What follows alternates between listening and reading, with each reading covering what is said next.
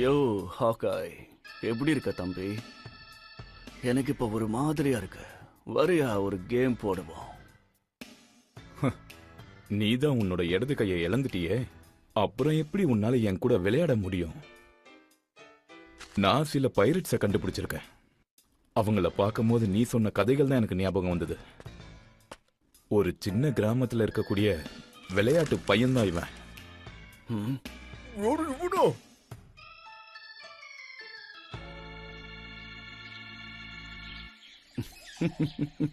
வந்துட்டியாடா Luffy?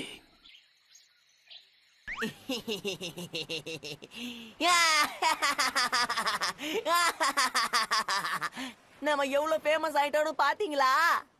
உயிரோடவோ இல்ல பிணமாவோ கொண்டு வந்தா 3 கோடி பெரிசா?